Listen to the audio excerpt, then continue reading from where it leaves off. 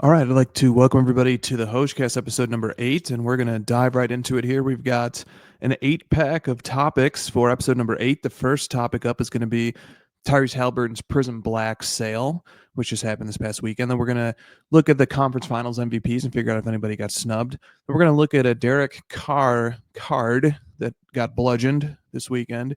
Going to look at Mahomes' rookie year 1-of-1 patch autographs cards, a little research I did in preparation for a purchase. We're going to look at the Otani index versus Mike Trout's and see what's going on over there. I'm going to respond to a follow-up question from the most recent crossover that came from Paper Street Sports Cards, Dave. And then topic number 7 is going to be a tongue-in-cheek observation about something AI related, but also something very serious at the same time.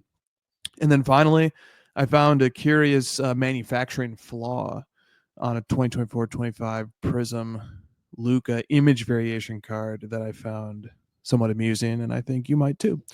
But first, we start with the sale of the 2020 Prizm Black Tyrese Haliburton 1-of-1, sold for $120,000. And I wanted to situate that sale. Here, let me bring up a bigger image of the card just so those watching on YouTube, which is the only platform that currently hosts this, can get a look at. There's the card. Don't love the pose, if I'm being completely honest. It sort of reminds me of a flying squirrel taking flight. Also shows him in his Sacramento jersey, which isn't going to be nearly as sentimental or nostalgic as it is for Pacers collectors who are, enjoying this amazing, really 2-year run that the Pacers have been on with Haliburton at the helm. But anyway, so the card sold for just shy of $120,000 on Golden on Saturday night, so last night. And I just wanted to see, where does that stack up against all other Prizm base set black 1-of-1s? So the highest selling one on the public record in Card Ladder is this 2013 Prizm Black Mosaic Giannis 1-of-1, which sold for $1.1 million in December of 2020. So that's an interesting factor here. The highest selling base set Prizm Black on the public record was almost 5 years ago, 4.5 years ago. And that's also the Mosaic 1-of-1 is sort of presumably, arguably, the secondary 1-of-1 to the True Black, which also exists as well. So that's the first highest. We have 1, 2, 3, 4, 5, 6, 7, 8. Here's the Shai Gilgeous-Alexander, an 8th, which sold for $200,000 last year. It's certainly worth more than that today. 9, 10, 11, 12, 13, 14, and then there it is in 15th place, the 15th highest selling Prizm Black base set 1-of-1 of all time, Tyrese Haliburton, sandwiched in between Caleb Williams, which sold for $122,000 about a month ago. That's in 14th place. And Drake May, who's Prizm Black finite 1-of-1, sold for $110,000 about a month ago as well. And some of the other highest sales on here, this Justin Herbert Prizm Black finite 1-of-1 from September of 2022. I'm scared to reveal what the card letter value is, $300,000 with the lowest confidence interval, which means his index is down roughly 70% since that sale. But I would wager that this card's probably down even more than that, which happens sometimes, especially when prices were really extreme during the 2021-2022 era. The third highest is a Wemby Prizm Black Shimmer. Trae Young, $444,000 in 2021. So, of these top 4, I think the Giannis is aged fine. I think Giannis is certainly positioned to be an all-time great player, and his best cards, I think, are going to be very desirable for a very long time. The Herbert, not so well. The Wembanyama, TBD. The Trae Young, that hasn't aged well. Once again, the card letter value puts that at about $60,000. That might even be a little low. Once again, the lowest confidence interval, 1 of 5. The 5th highest is this Kobe Prizm Black from 2015. That's Jokic's rookie year, sold for $324,000 a few years ago. So, and then you get a Brady in 6th. You get another Kobe in 7th. You get the Shai in 8th. The Shai has certainly aged the best. That one's up to about $750,000 in its card letter value. But again, the lowest possible confidence interval. All right, let's move on to the next topic. The second topic that I have queued up for you guys is the results of the conference finals MVP voting. In the West, there certainly was no surprise. There was a unanimous result. All 9 of the voters selected Shai Gilgeous-Alexander. The race was closer than the unanimous result indicates.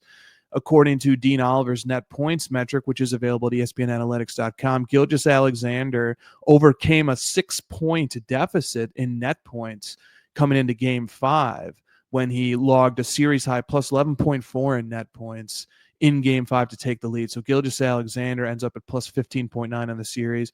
J-Dub ends up at plus 14.5 and Chet at plus 8.3. J-Dub certainly was not as productive offensively as Shai, as we're about to see when we look at the per game averages.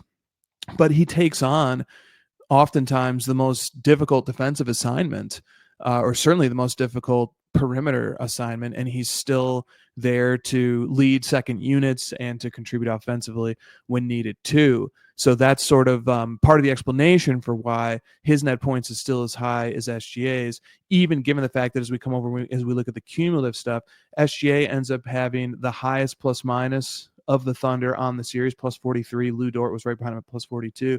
J-Dub was at plus 22 in raw plus minus on the series.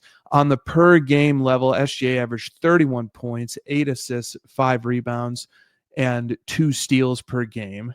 Compare that to J-Dub, and it's not particularly close.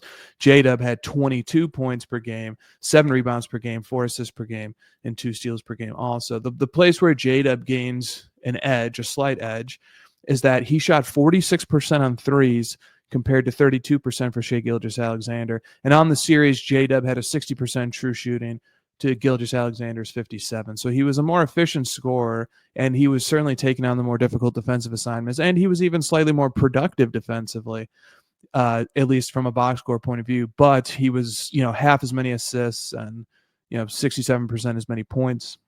I think most voters aren't going to look too much further than that, especially when they can just kind of look at the plus minus column too. But the net points shows that that Gilgeous-Alexander did end up leading the series in net points, but it was close.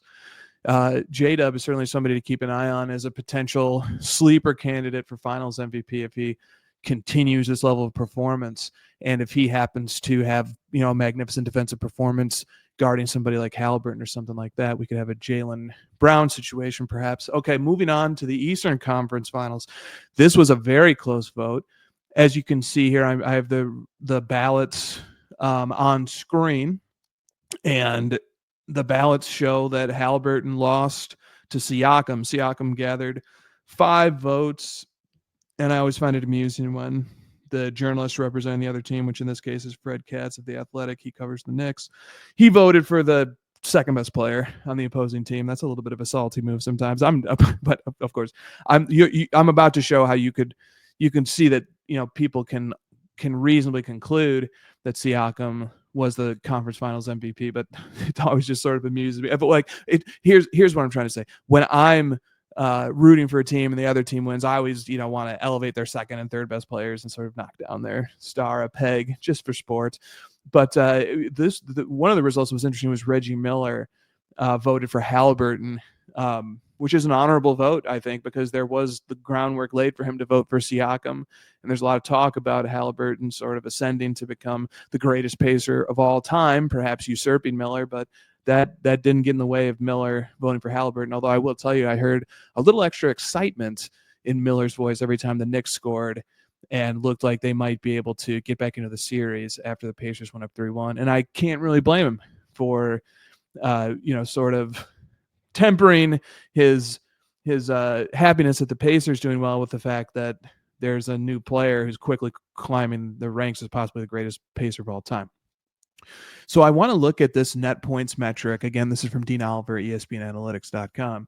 The net points metric indicates that Haliburton was far and away the best player in this series, plus 32. And remember, we were looking at the net points, and net points is a cumulative metric. They played 6 games. The other series only played 5, but we were looking at the net points in game 5 of the 5-game series for the Western Conference Finals, and SGA was at like plus 15. So Haliburton had twice the impact from the net points point of view on his series.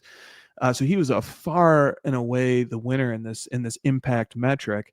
Towns was second. He wasn't even half of Haliburton's impact, but he was plus 15.4.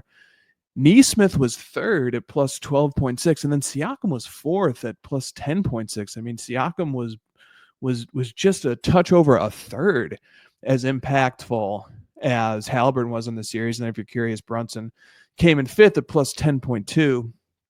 So the impact metrics had Haliburton winning this thing running away, but I would wager that not a single voter even knows what net points is, even though it's on ESPNanalytics.com. And one of the great leaders and pioneers in the advanced analytics movement, Dean Oliver, invented it and recently began publishing it. So it's a very insightful metric. Now let's look at the per game stuff. So on a per game level, Siakam 25 points per game, 5 rebounds per game. Let's round that up to 4 assists per game and 1.3 steals, 0.7. So 0.7 blocks per game. So we'll call that 2 stocks per game. Haliburton 21 points per game. So that's about 4 points lower. 6 rebounds per game. That's 1 extra rebound. 10.5 assists per game, which is a very high assist total for a conference finals. 7 more assists than Siakam, and 2.5 steals and 0.3 blocks per game. So we'll round that up to 3 stocks per game. So Haliburton a little bit light in the points per game relative to Siakam, but man, he more than makes up for it in terms of offensive production, box score production, the assists column, where he averaged 10.5 assists per game. And he did it by committing very few turnovers, only 1.7 turnovers per game in the series. Now, Siakam does have the edge in shooting efficiency. Siakam shot 50% from 3 compared to Haliburton's 33% from 3 in this series. Although Siakam's free throw shooting left something to be desired. He was only at 67% to Haliburton's 82. On a true shooting level, Siakam was 60%. Haliburton was 57. So, there are some similarities here to, and Siakam certainly took Siakam didn't need to be hidden as much on defense. Let's say that. Although Haliburton certainly ratcheted up the defensive effort when he was applying full court pressure from the tip in game 6, the tip off, that is. In terms of raw plus minus, Siakam has a slight edge on the series, plus 36 versus plus 29. So this was close. I mean, on a box score level, this was close. I almost wonder if the voters simply looked at who scored the most points and decided that was going to be the determining factor. StatMuse posted this after the conference finals MVP announcement was made. Haliburton in this series among Pacers players, second in points behind Siakam, first in everything else, first in rebounds, first in assists, first in steals, first in stocks, which is steals plus blocks, first in threes, tied. Not enough to win MVP. Haliburton probably got snubbed. And that's not to take away from the performance Siakam had.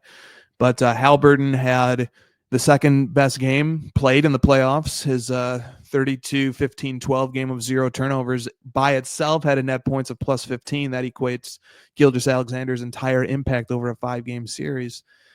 And that was the second best game played in the playoffs. The only game higher was Jokic's 44-15 and 5-2 performance on 81% true shooting against the Thunder. That had a net point score of plus 20, which was the best game played of the year by net points. So I think Haliburton got snubbed, but Siakam played well, and I could see why people voted for him. He was a more efficient shooter. He scored more points per game. He had a slightly better raw plus minus, but when we take into account more context and impact and stuff, Haliburton probably should have won. So I wonder how Haliburton collectors feel about that. I don't think anybody really cares about the conference finals MVP trophy, but it has been predictive of who has won the last 3 finals MVPs. The guy who won the conference finals MVP from the winning team also went on to win the finals MVP. All right, let's move on to the next topic. The next topic is the Derek Carr National Treasures RPA bludgeoning. So I have pulled up here a sale from Card Letter of the 2014 National Treasures, card number 296, base set. Derek Carr, jersey autograph, BGS 9. The autograph is graded 9, but the seller failed to note that. The card is numbered 9 of 99. This particular copy, 9 of 99, sold for $3,500 in May of 2022.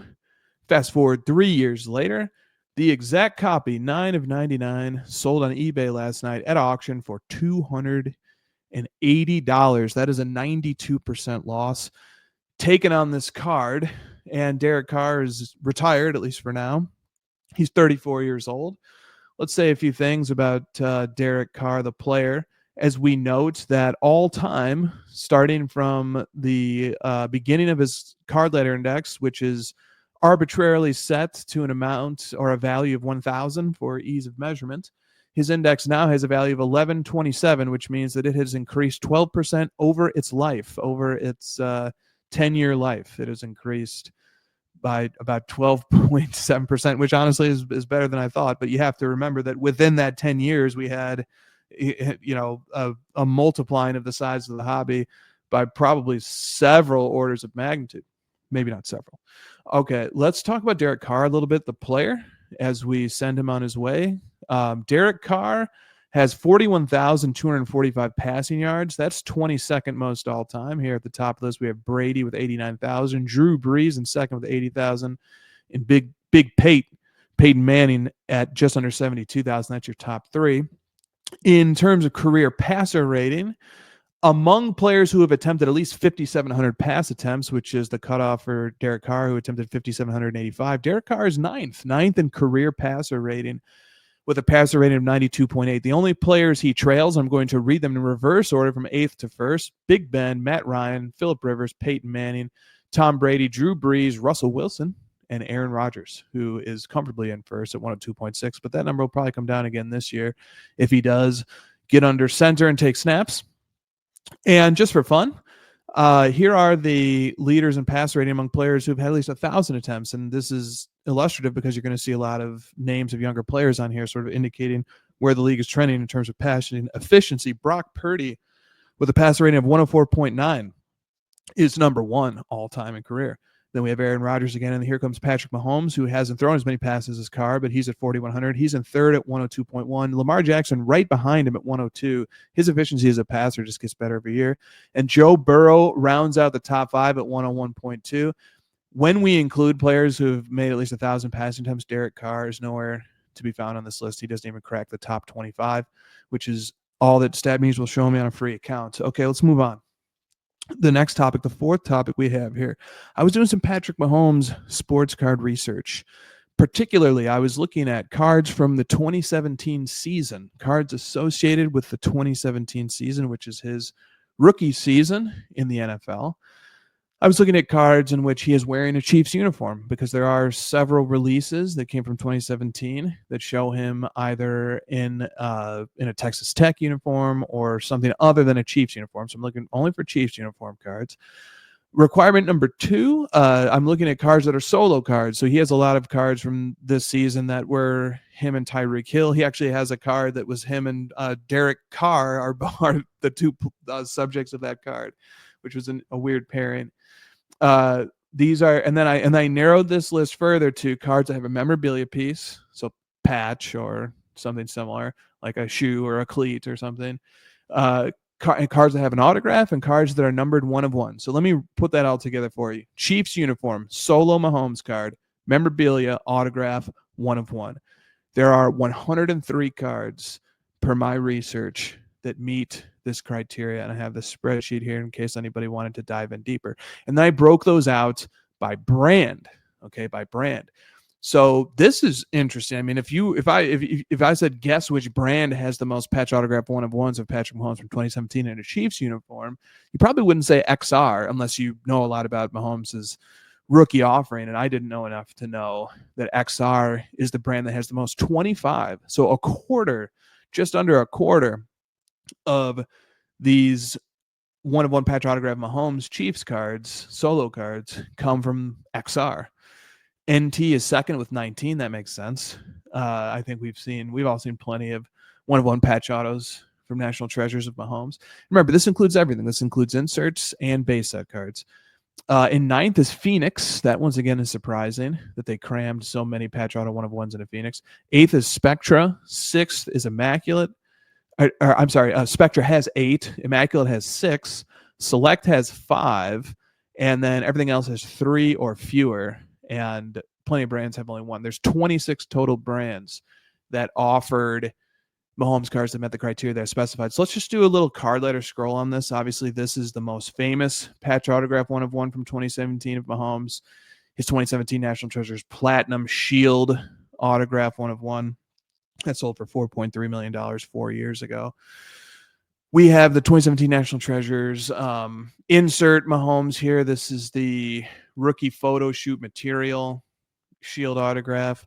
So the top three, and then third is also a Mahomes patch auto 1 of 1 from NT. This is the red parallel. So this is the same card, same underline card as the Platinum Shield 1 of 1. But this is just the red parallel, and instead of having a shield, it has a piece of just a patch, and it's the red parallel instead of the platinum, and it sold for a mere fraction.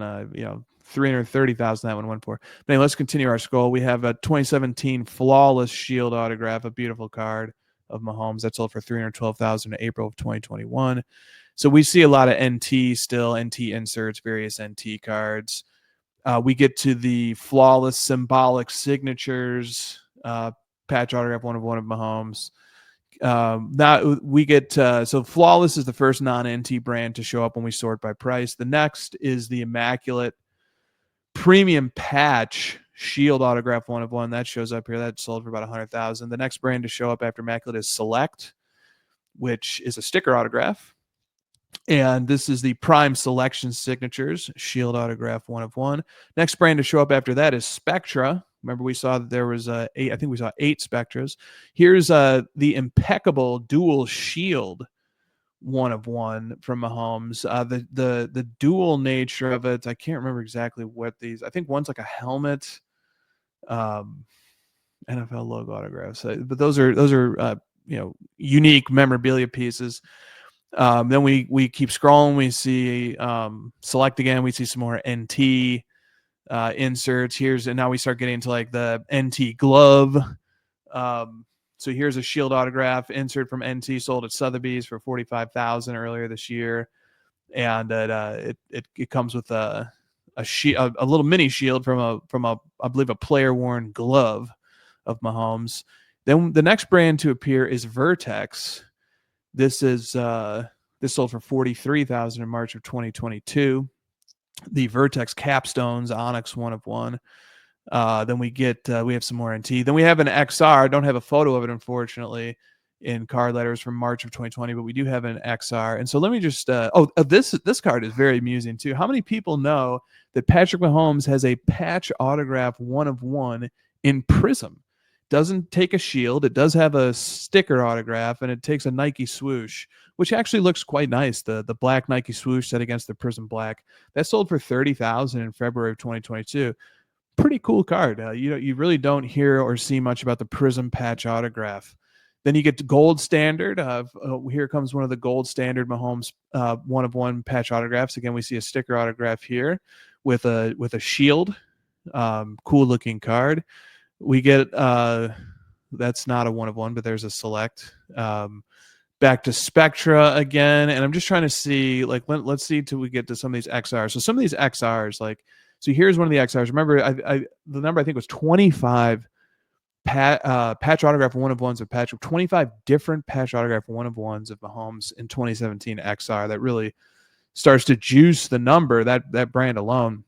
Here's a sticker autograph shield of it, and you'll notice that these XRs, they sell for quite a bit less. So that one went for 25,000 in 2021. Here's a different XR 1 of 1. It's the 2017 rookie jumbo patch autograph hat team logo 1 of 1. And the scroll continues. I tried to filter out some of these black box and white box 1 of 1s, but a few made it through. And those are like navigating a minefield, trying to avoid those because they just keep on coming. Here's another XR. Oh, this is the card that we saw above. Here's a later sale. Now it's graded. And I think that's going to do it for our scroll here, as we just kind of, now we start coming upon more and more of the XRs. Here's the 2017 XR. This is an insert of some sort, patch autograph, not a shield. All right, but yeah, I just did that research. I found that research to be fun, and I thought you guys might enjoy just taking a stroll through Patrick Mahomes's patch autograph cards, and that is particularly the 1 of 1s. Now, there are some final musings that I wanted to have on here too. So there are 103 All right, so Mahomes has 103 cards that meet the criteria of solo card, Chiefs uniform, patch autograph, 1 of 1, or memorabilia piece, if not a patch, and is 103 a lot.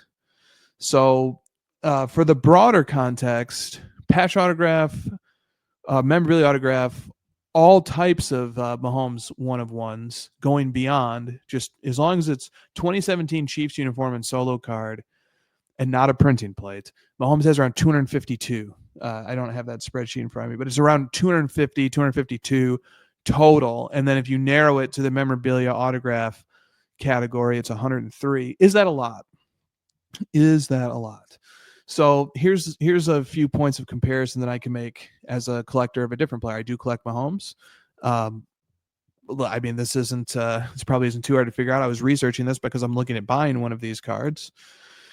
And but I'm also a Michael Jordan collector, and so maybe I can add some context through Michael Jordan. So here are some figures. Michael Jordan, 1986 Fleer. The PSA 10 alone of that card has now a population of 333. So Michael Jordan has more PSA 10 1986 number 57 Fleers than Mahomes has 1 of 1s of any type, excluding printing plates, from his rookie year in a Chiefs uniform solo card. So I actually find that how neatly that lines up is compelling.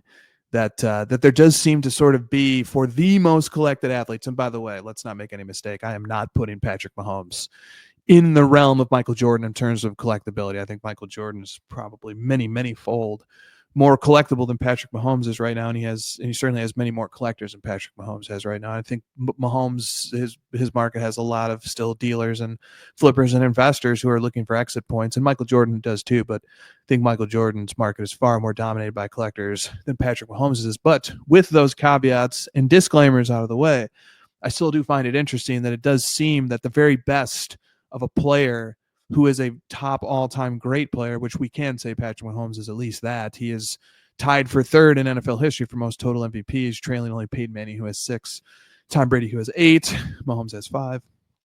So bearing that in mind, the Michael Jordan market offers 333 PSA 10s of his 1986 Fleer. Or let's look at the PMGs.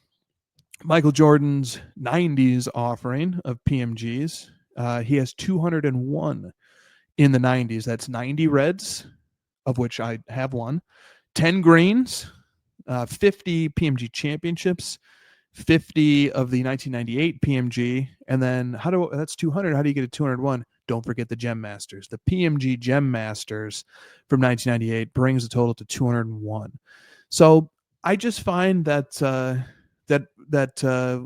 there is, so in other words, I'm sort of preemptively reacting to the idea that somebody's going to say 103 memorabilia autograph 1 of 1s of Patrick Mahomes from 2017. That sounds like a lot, and it does. But I'm granting that. I already presupposed that, and then I said, well, as I was doing my research, I sort of started thinking to myself, it is a lot, but maybe it's also enough. Maybe it's a good number. Maybe that, there's something about having 100 to 300 of a type of card that's very desirable as a type, such as the highest graded of the 86 Fleer, or such as the PMG, or such as a Mahomes 1 of 1 from 2017, or narrowing to his patch autograph or memorabilia autograph 1 of 1s from 2017. There's actually something kind of, it applies a pressure downward on prices, understanding that there's this many. And then it's just a question of perspective. Is 103 a lot or not? And as I've indicated, I mean, I don't have the card yet, but I was doing this research for a purchase, so that probably tips my hand that I think 103 is very manageable, and it's a group that I'd like to become a part of. Okay, let's move on to topic number 5.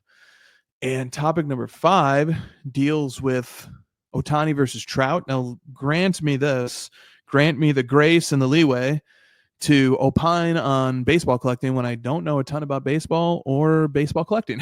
But I found this comparison too interesting to resist. Shohei Ohtani's card letter index has been around since 2017, and that index has increased by 11-fold over its life. So you can look at it. It's on the screen right now. It's had a few pullbacks, but it's mostly this pretty up and right graph. But on the whole, it's like I mentioned earlier, every index starts at 1,000. This one has a current value of 11,000. So it's up about 11-fold.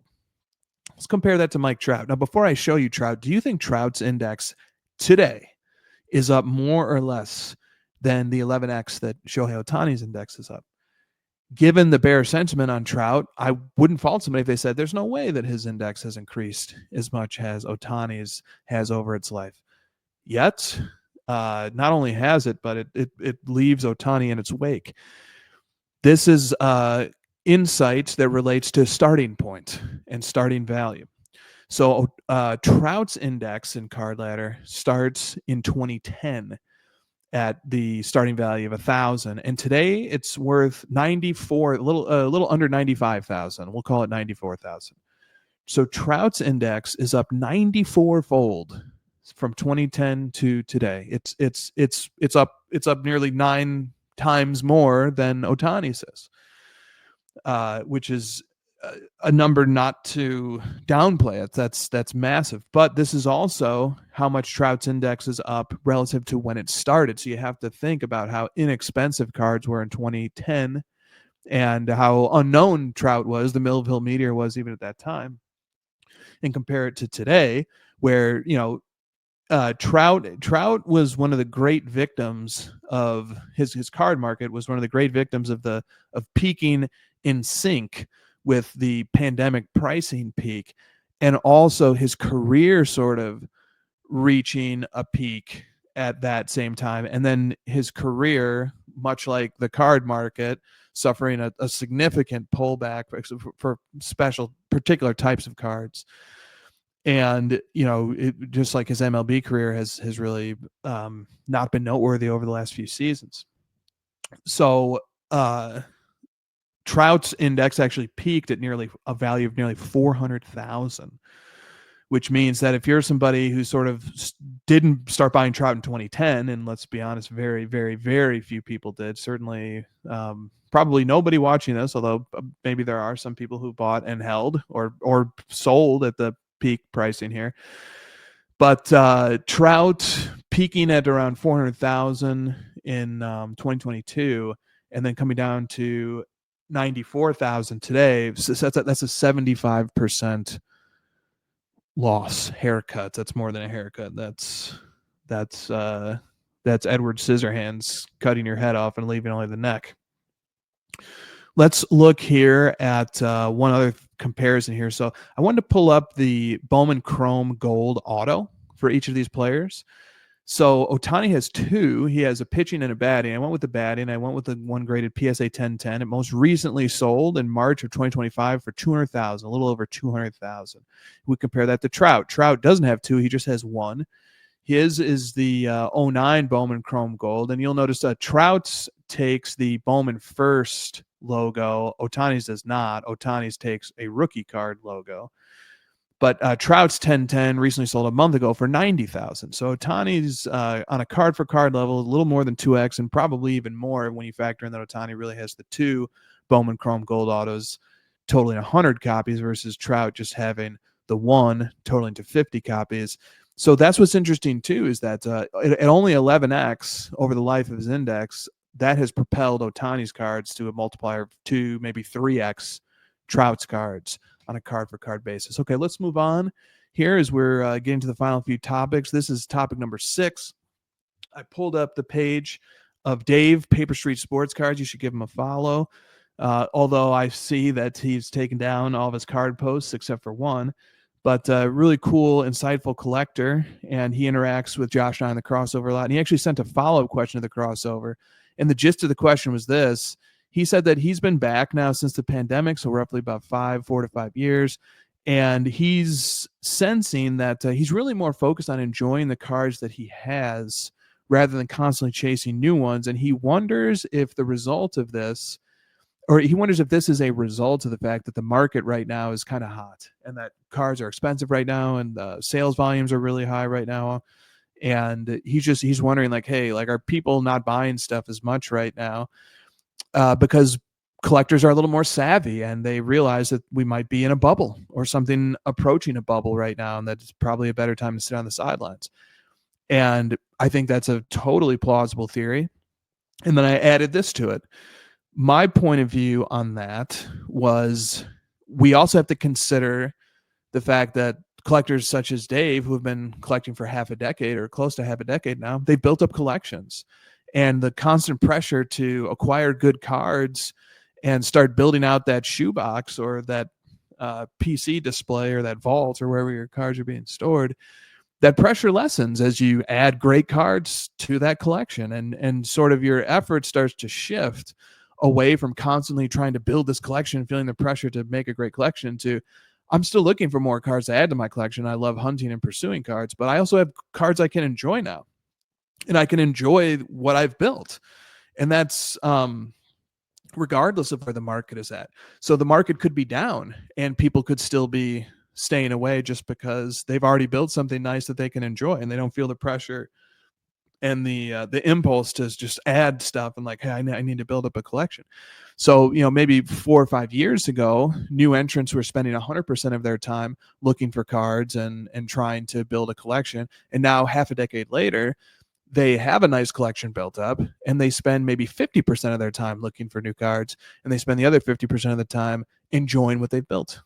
So just a thought there. Okay, let's move on to topic number 7. This is the AI topic. Not fear-mongering here, but I've been consuming a lot of AI content lately. I think it's extremely topical. I think it's worth following on a social level. And anyway, I was listening to a podcast that directed me to this AI 2027 document that you can find online. If you just like Google AI 2027, it should take you to this page. This page is some experts in the field of AI proposing different paths of how the future might unfold under the influence of AI, and in particular AGI, artificial general intelligence, and then what may follow after that, which is super intelligent artificial intelligence. And they have a scenario in mind where in 2027, in the realm of artificial superintelligence, that they are very concerned that in a sort of arms race between nations, possibly between the US and China, to build up AI capabilities, they're concerned that artificial intelligence is going to begin to outsmart the governments and take control of government resources. And so they say here in 2027, they are concerned that there will be a fast robot buildup in the deployment of a bioweapon. And here's what their website says in particular. They fear that the U.S. will use their super intelligent artificial intelligence to rapidly industrialize, manufacturing robots so that the AI can operate more efficiently than with humans. Unfortunately, the AI is deceiving them. Once a sufficient number of robots have been built, the artificial intelligence releases a bioweapon that kills all humans, and then it continues with industrialization and launches von Neumann probes to colonize space. And I did Google those von Neumann probes. I'm not sure if I'm saying that name correctly. I know he's a very important figure in the history of game theory and math and so forth. Anyway, economics. But von Neumann probes are, I believe, if I recall correctly, the idea behind these probes that these probes get sent into space, and then they build more probes while in space so that when they fail, the other probes can keep going, so on and so forth. And so anyway, if you've got any good artificial intelligence content that you've got, feel free to share it with me. I'm looking for more right now. And also, what does this mean for our collection values? What does it mean for our collection values if a bioweapon is deployed, killing us all, and then these probes go into space and colonize it under the direction of super intelligent artificial intelligence? That's what I'm most concerned about. So if you have thoughts on that, let me know, because I need to know if I'm making good investments or not. And then finally, there was a manufacturing flaw. So a friend of mine, Mark, sent this to Luka collector group chat that we have. This card that I have on the screen is the 2024-25 Prizm Base Variation Luka. There's maybe around 20 players who had a base variation, and the checklist websites do recognize these variations, and they do not recognize any parallels of them. And it seems that at least this seller believes that it's a super short print, and there are not very many sales at all. I think there's just a handful of sales of this card ever. But anyway, manufacturing flaw. So there's a guy who looks astonishingly like me on this card. You can almost see it a little better on the back there. I don't know where Christina would be if my doppelganger had has a Christina as well. She's probably right here.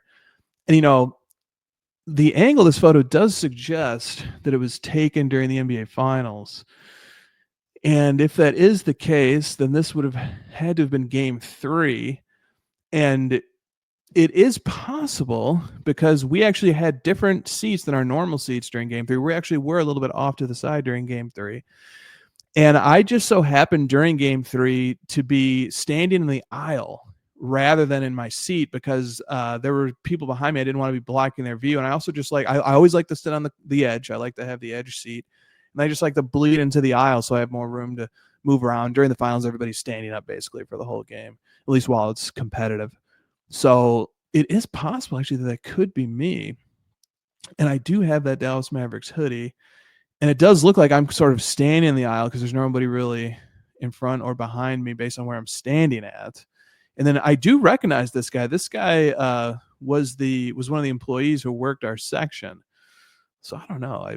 There's some sort of flaw there that that included this guy who looks like me, possibly is me. I mean, I do have that that haircut too. Anyway, I found that to be an objectionable manufacturing error, and I think if anybody gets this card, they should send it back and crop this guy out. I mean, he almost looks as if he's casting a disapproving gaze upon Luka in Dallas because he had just become fed up with the organization, and that would model how I was feeling about Dallas there towards the end. All right, that's going to do it for the Chris HOJ-cast number 8, and see you guys for episode 9 at some point.